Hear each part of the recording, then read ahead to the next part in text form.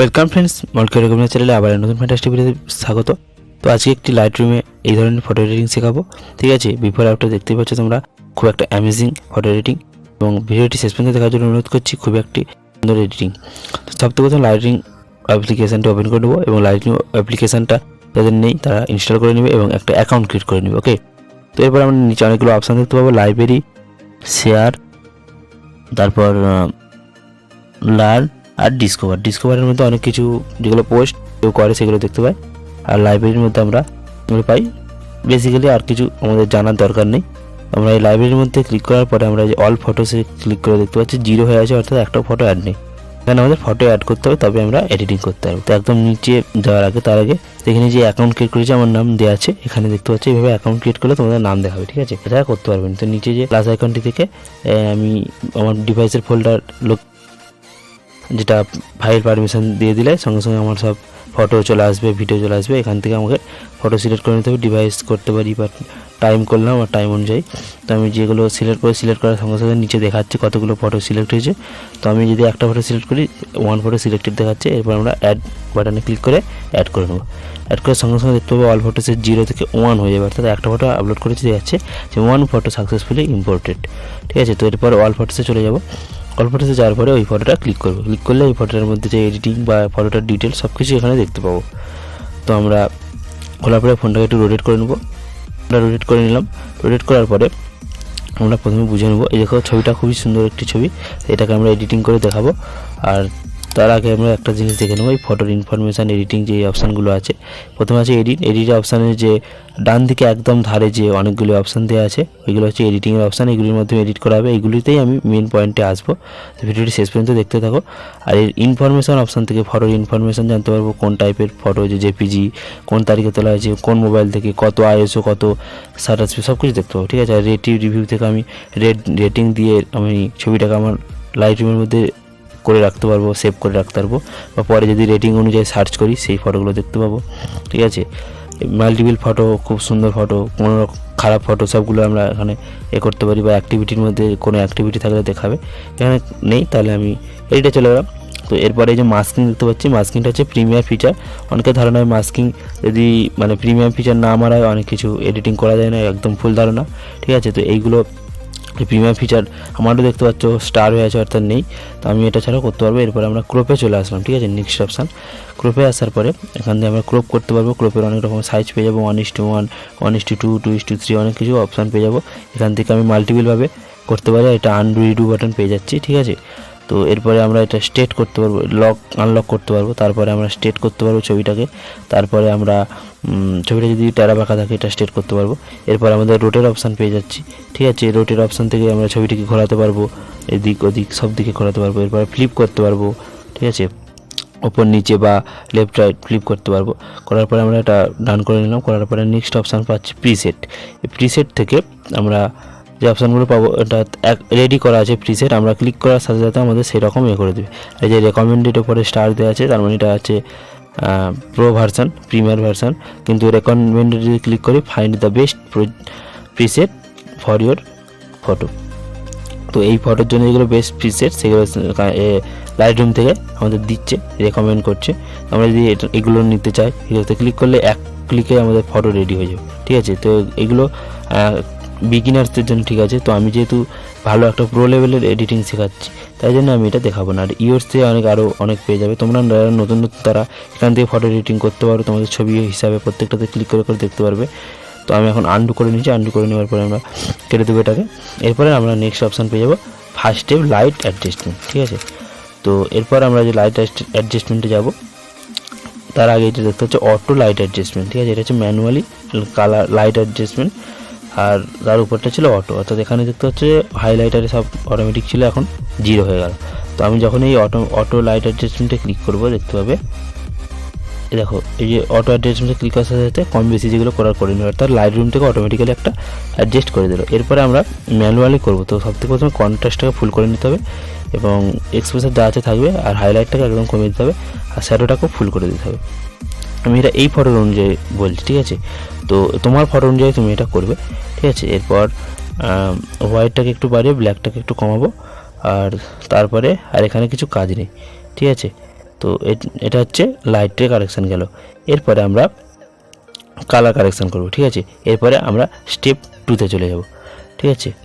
তো স্টেপ 2তে আমরা দেখব যে কালার কারেকশান। নিচে যে কালার একটা টেম্পারেচারের মধ্যে দেওয়া আছে, এটা হচ্ছে কালার। এই কালার কারেকশান এখান থেকে করা যায়, টেম্পারেচার, টিন্ট, ভাইব্রেন্স, স্যাচুরেশন সব কিছু করা যায়। তো এখান থেকে যদি আমি অটো করে নিই, অটোমেটিক একটা করে দেবে, বাট আমি অটোমেটিক করতে চাইছি, ম্যানুয়ালি করতে চাইছি। স্যাচুরেশনটা একটু মাইনাসের দিকে যাব এবং ভাইব্রেন্সটা একটু বাড়াবো, যাতে ছবির যে কালারটা কম সেটা বাড়ে, ঠিক আছে। টিন্ট আর টেম্পারেচারটাতে এই করলাম। তোমরা দেখতে পেলে আমি ডবল ট্যাপ করলাম, আর এটা হচ্ছে ব্ল্যাক অ্যান্ড হোয়াইট। তো কীভাবে সব কিছু করছি পুরো ভালোভাবে দেখতে থাকো। এটা হচ্ছে shadow, mid tone, highlight, global, এগুলো হচ্ছে থেকে কালারগুলো ঠিক করা যায়, ঠিক আছে। তো এরপর আমরা পেয়ে যাচ্ছি এটা মেন অপশান হচ্ছে কালার মিক্সিং। কালার মিক্সিংয়ের মধ্যে সব কিছু কাজ কিন্তু, ঠিক আছে। তো যেখানে মাল্টিপল অনেকগুলো কালার পেয়ে যাচ্ছে, 8টা কালার। এই কালারগুলো হচ্ছে আমাদের ফটোর মধ্যে ধরো রেড কালারের যদি আমি কম বেশি করি, রেড কালারটা কম বেশি হবে, ঠিক আছে। স্যাচুরেশন, হিউ, লুমিয়েন্স এগুলো কম বেশি হবে। যেহেতু আমার ফটোর মধ্যে কোনো রেড কালার নেই, তাই তোমরা রেড কালারের কোনো মানে দেখতে পাচ্ছ না, ঠিক আছে। তো এরপর আমরা যদি কমলা কালারটাকে একটু কম বেশি করি, তোমরা একটু দেখতে পাচ্ছ ফটোর যে লেফট সাইডটাতে, যে পাতার যে রাইট সাইডটাতে, লেফট না রাইট সাইডে কিছু চেঞ্জ হচ্ছে, লুমিয়েন্স কম বেশি করলে চেঞ্জ হচ্ছে। তো আমরা এই যে ডবল ট্যাপ করলে আমি যদি কোনো ভুল কিছু করি, এই যে গোল অ্যারোগুলোর মধ্যে ডবল ট্যাপ করার সঙ্গে সঙ্গে যে গোল এগুলোর মধ্যে আছে ওখান থেকে ডবল ট্যাপ করলে হয়ে যাবে। তো বিফোর আফটার দেখতে হচ্ছে ছবিটা অনেকটা এডিটিং কাছাকাছি চলে গেছে। তো ইয়েলোতে যাওয়ার পরে সবুজ করে দিলাম এবং স্যাচুরেশনটা একটু বাড়াবো, হিউটা চেঞ্জ করে সবুজ করে দিতে হবে, ঠিক আছে। আর সবুজেরও হিউটা একটু বাড়াতে হবে এবং স্যাচুরেশনটা একটু বাড়াতে হবে, আর লুমিয়েন্সটা একটু কম রাখলেই ভালো হয়, ঠিক আছে। তো আমি একটু বাড়িয়ে নিচ্ছি, আরও ভালো লাগবে, হাইলাইট দেখাবে। তো এরপরে আমরা ব্লুতে চলে দেখে নিই একবার, এটা হিউটা চেঞ্জ করলে এরকম চেঞ্জ হয়, ঠিক আছে। তো এটা করার দরকার নেই, তোমাদের ছবি অনুযায়ী তোমরা করবে। তো এরপরে আমরা যেটা করব সেটা হচ্ছে যে লুমিয়েন্সটা একটু কমিয়ে ব্লু কালারে চলে যাবো, ঠিক আছে। এই ব্লু কালারটাকে একদম গ্রিনের দিকে চলে আসবো, স্যাচুরেশনটাকে বাড়াবো আর লুমিয়েন্সটাকে একটু বাড়াবো, তাহলে একটু লুমিয়েন্সটাকে একটু কমাবো যাতে নাইট লাগে, ব্ল্যাকটা ঠিক প্রপার আসে। এরপর আমরা চলে যাব আর একটা পাশের যে ব্লু কালারটাই। তো এরপরে আমরা ব্লু কালারে চলে যাওয়ার পরে হিউটাকে একটু বাড়িয়ে স্যাচুরেশনটা একটু বাড়াবো, ঠিক আছে। আর লুমিয়েন্সটাকে একইভাবে কমাবো যাতে ব্ল্যাক কালারটা প্রপার আছে। আর এরপরে যে দুটো কালার আছে এগুলো স্যাচুরেশনটাকে জাস্ট কমিয়ে দেবো, কারণ এই দুটো কালার আমাদের ছবির মধ্যে নেই, তাই আমাদের কিছু করার দরকার নেই, ঠিক আছে। তো এটা হলো কালার কারেকশান ছিল, ঠিক আছে। এই কালার কারেকশানটা আর একটু ভালোভাবে করে নিচ্ছি, তোমাদের ছবি অনুযায়ী তোমরা করে নেবে বিফোর আফটার। এরপরে নেক্সট স্টেপ 3 হচ্ছে এফেক্ট। এরপরে নিচে চলে আসবো, এটা হচ্ছে এফেক্ট অপশান। এই এফেক্টে চলে আসবো। এফেক্টে আসলে আমরা সবথেকে প্রথমে দেখতে পাবো টেক্সচারটা যদি বাড়ায়, আমরা একটু জুম করে দেখাচ্ছি, টেক্সচারটা যদি বাড়ায়, টেক্সচার মানে ছবির যে ক্লিয়ারিটিটা ফ্রেশ অথবা স্মুথ এটা পাবো, ঠিক আছে। টেক্সচারটা যদি স্মুথ করা হয়, যে স্কিন টোন বিশেষ করে টেক্সচার স্মুথ করলে, টেক্সচারটা যদি মাইনাসের দিকে করি স্কিন টোনটা স্মুথ হয়, ঠিক আছে। এটা স্কিন টোন এডিটিংয়ের জন্য। তো একটু ডিহেজটা যদি বাড়িয়ে দিই, আমার ছবির মধ্যে প্রপার একটা ব্ল্যাক কালার চলে আসবে এবং যে পোর্শনগুলো হাইলাইট হয়ে যাবে। আর ভিনিটিটা একটু বাড়াতে হবে আর ফেদারটাকে একটুখানি বাড়াতে হবে, ঠিক আছে। আর কিছু করার এখানে দরকার নেই, ঠিক আছে। তো এরপর আমরা এরপরে নেক্সট স্টেপে চলে যাবো, স্টেপ 4 আর নেক্সট স্টেপ। তো ডিটেলে চলে যাবো। নিচের অপশান হচ্ছে ডিটেল আর শার্পিং করবো। তো এখানে মূলত শার্পনেস অ্যাড করতে হবে। তো ছবির মধ্যে তোমরা যে কোনো ফটোর মধ্যে তোমরা দেখতে পাও যে শার্পনেস থাকে, এটাতে এক্সট্রা শার্পনেস অ্যাড করা হয়। শার্পনেসটাকে কীভাবে করা হয়, যে মাস্কিং টুলটাকে এক আঙুলে ধরে রাখতে হবে এবং আর একটা আঙুল থেকে এরকম বাড়াতে হবে, ঠিক আছে। বাড়ালে যে পোর্শনগুলো হোয়াইট কালার দেখাচ্ছে এগুলোতে একমাত্র শার্পনেসটা আসবে, আর বাকিগুলোতে আসবে না। এটা হচ্ছে মূলত মাস্কিংয়ের কাজ, ঠিক আছে।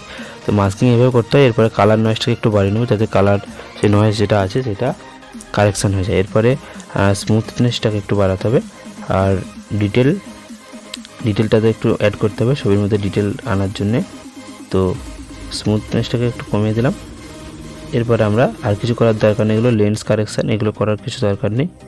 তো এই ছিল আজকে টিউটোরিয়াল। এবং এরপরে আমরা ব্যাক করে নেবো। ব্যাক করে নেওয়ার পরে আমরা এটাকে এক্সপোর্ট করতে হবে, ঠিক আছে। এটা এক্সপোর্ট করার জন্য উপরে একটা শেয়ার অপশান দেখতে পাচ্ছি, যে উপরে বিফোর আফটার দেখতেই পাচ্ছ কি সুন্দর ছবিটা হয়েছে।